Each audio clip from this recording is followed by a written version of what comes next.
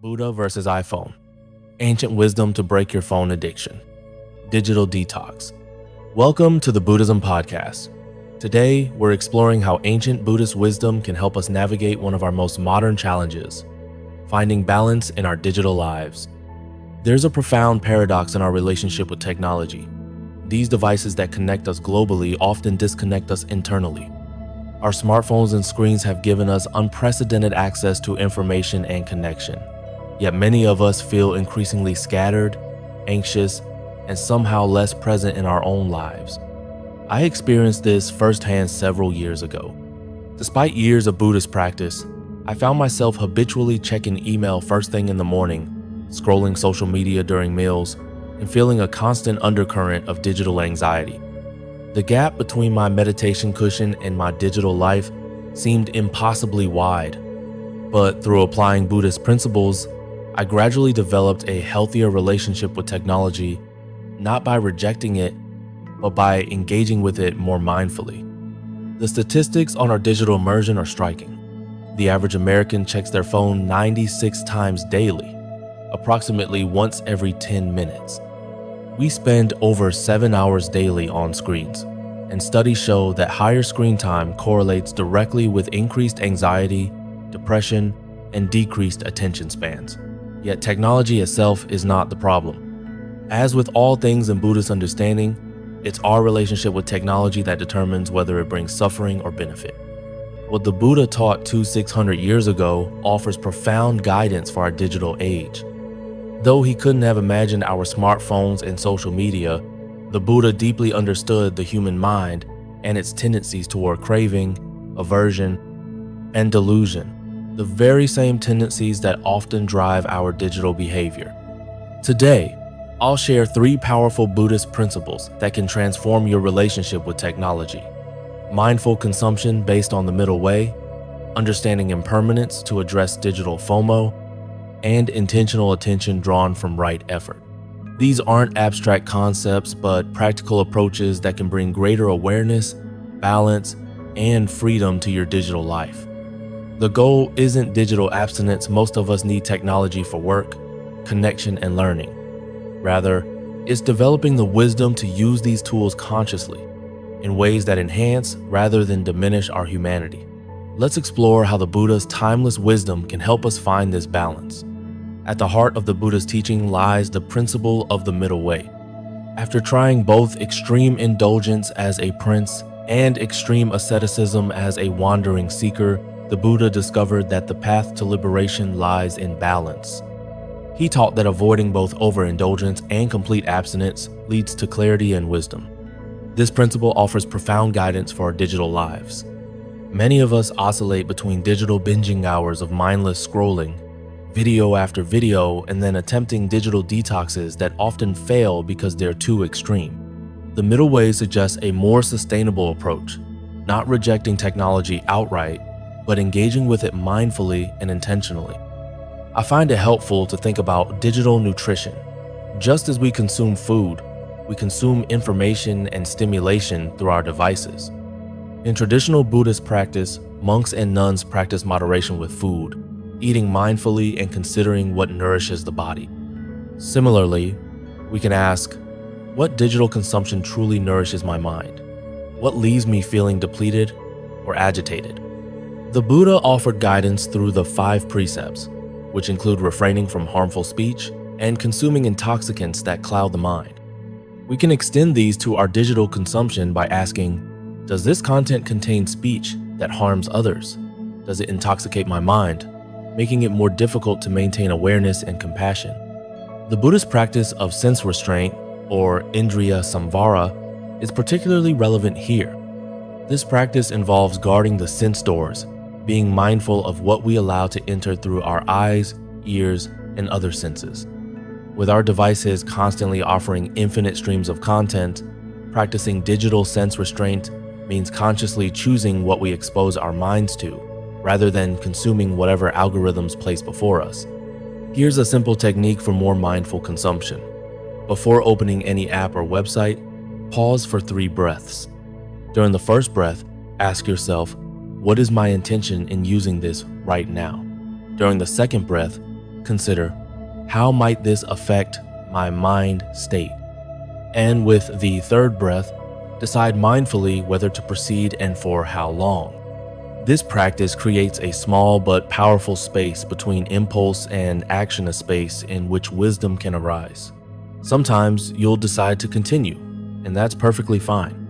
Other times, you'll recognize that your intention stems from boredom, craving, or habit, and you might choose differently.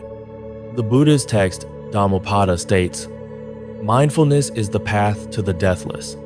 Thoughtlessness is the path to death. The mindful do not die. The thoughtless are as if dead already." In our digital context, this reminds us that when we consume media mindlessly, we sacrifice our present moment awareness. We're as if dead to our actual lives. The middle way for digital consumption isn't about perfect balance every day. Some days you'll use technology more, others less. The key is maintaining awareness rather than falling into unconscious patterns. Through this mindful approach, technology becomes a tool that serves your deeper purposes rather than a force that controls your attention and energy. At the core of Buddhist teaching lies the profound truth of impermanence, anicca. The Buddha taught that everything in existence is in constant flux, continuously arising and passing away. Nothing remains the same from one moment to the next. This fundamental insight has remarkable relevance to our digital struggles, particularly the modern phenomenon known as FOMO, the fear of missing out. FOMO is essentially an anxiety that stems from believing something wonderful is happening elsewhere and we're not part of it. We feel compelled to constantly check our devices, scroll through social feeds, and consume endless updates to ensure we don't miss something important. But from a Buddhist perspective, this fear reveals a deep misunderstanding of the nature of reality. When we examine FOMO through the lens of impermanence, we see that it's an attachment to experiences that are, by their very nature, fleeting. The trending topic will be forgotten tomorrow. The viral video will be replaced by another. The momentary social validation of likes and comments dissolves almost as quickly as it appears. As the Buddha said, all conditioned things are impermanent. When one sees this with wisdom, one turns away from suffering. There's a particular irony in how we often respond to beautiful or meaningful moments in our lives. Instead of fully experiencing them, we feel compelled to document them, to capture them in photos or share them on social media. In doing so, we often miss the very experience we're trying to preserve. The Buddhist practice invites us to fully inhabit our experiences rather than grasping at them. Think about how many significant moments in your life occurred before you had a smartphone. You may have strong, meaningful memories of these experiences, even without digital documentation. The Buddhist understanding suggests that the value of an experience isn't in its permanence or shareability, but in our complete presence with it. Let me share a simple meditation practice that can help transform our relationship with digital notifications. I call it the notification meditation. The next time your phone pings or vibrates, instead of immediately checking it, use it as a bell of mindfulness. Take one conscious breath. Notice any sensations of urgency or anxiety that arise. Recognize the impermanent nature of whatever message awaits you. Then, decide mindfully whether to check it now or later. This small practice can gradually weaken the conditioned response that makes us jump at every notification. It helps us experience the arising and passing of the urge to check our devices without automatically acting on it. We begin to see these digital stimuli as what they truly are, impermanent phenomena arising in our field of awareness. The Buddhist teaching on equanimity, upekkha, is especially valuable here. Equanimity is a balanced state of mind that's neither pulled toward pleasant experiences nor pushed away from unpleasant ones. When we develop equanimity toward digital stimuli, we're less likely to be swept away by the latest outrage, trend, or validation-seeking behavior. We can engage with technology with more stability and clarity. Ultimately, understanding impermanence doesn't mean devaluing digital experiences or connections. Rather, it helps us relate to them with wisdom, recognizing their fleeting nature. When we truly internalize the truth of impermanence, FOMO begins to lose its grip. We realize that nothing online or offline lasts forever, and that our presence in this moment is the only thing we can truly miss out on. In the Buddha's Noble Eightfold Path, right effort guides us in cultivating wholesome mind states while abandoning unwholesome ones. This teaching has profound implications for our digital lives. In a world designed to capture and monetize our attention, right effort teaches us to direct our awareness consciously rather than surrendering it to algorithms and notifications. The Buddha described attention as the most valuable currency we possess, though he used different language. In the Dhammapada, he taught, "The mind precedes all things. The mind dominates all things. The mind creates all things. What we attend to shapes our reality." Yet, in our digital age, we often give away our attention unconsciously, allowing external forces to direct this precious resource. Consider how many times you've picked up your phone to check one thing, only to emerge 30 minutes later having completely forgotten your original purpose. This is what happens when our attention moves from intentional to reactive. The Buddhist teaching on right effort invites us to recognize these patterns and cultivate greater intentionality. We might think of our digital activities as creating a form of karma. In Buddhist understanding, karma isn't mystical punishment or reward, but the natural law that our actions create consequences and tendencies. Every click, every scroll, every response reinforces certain mental habits. When we engage with angry content, we tend to become more irritable. When we consume mindless entertainment for hours, we often feel more scattered. When we use technology for learning or meaningful connection, we typically experience greater clarity and fulfillment. This understanding empowers us to shape our digital karma mindfully. Rather than floating passively in the digital current, we can direct our technological engagement toward what brings genuine benefit. One practical approach is creating intentional tech-free zones and times in your life. Perhaps your bedroom becomes a device-free sanctuary, supporting better sleep and more presence with loved ones. Maybe the first hour after waking or the last hour before sleeping becomes sacred time free from digital input.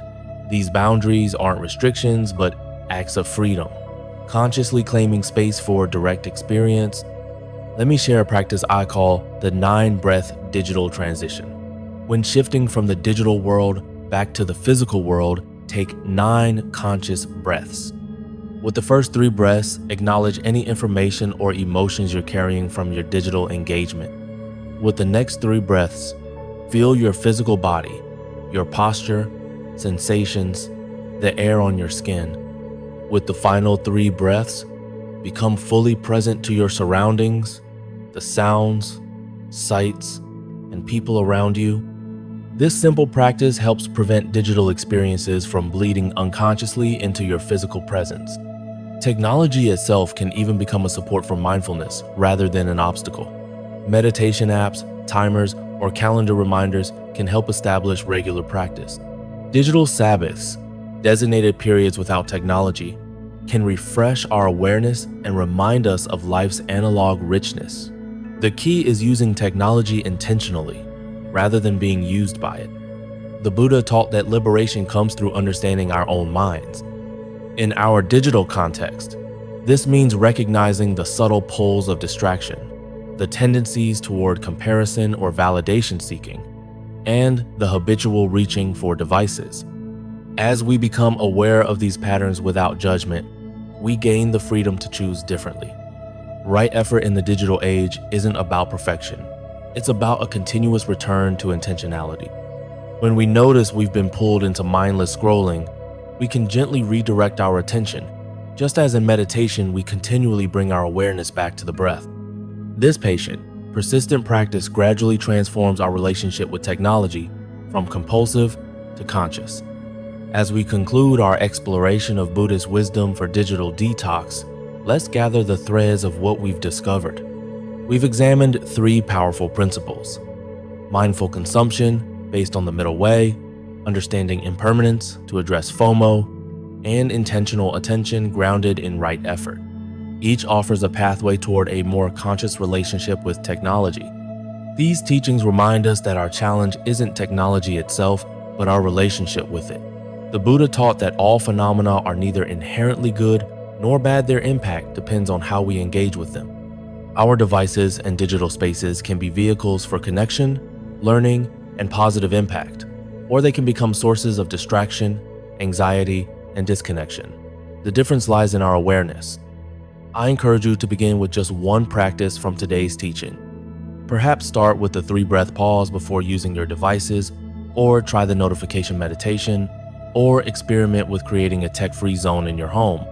Small, consistent changes often create more lasting transformation than dramatic but unsustainable shifts. As the Buddha taught, drop by drop is the water pot filled.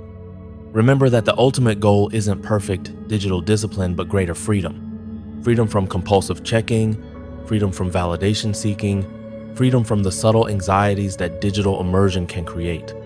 The Buddha's path has always been one of liberation, and in our digital context, this means technology serving our deepest values rather than undermining them. In the Satipatthana Sutta, the Buddha offers the following guidance. This is the direct path for the purification of beings, for the overcoming of sorrow and lamentation, for the disappearing of pain and grief, for the attainment of the true way, for the realization of Nibbana Namali, the 4 foundations of mindfulness.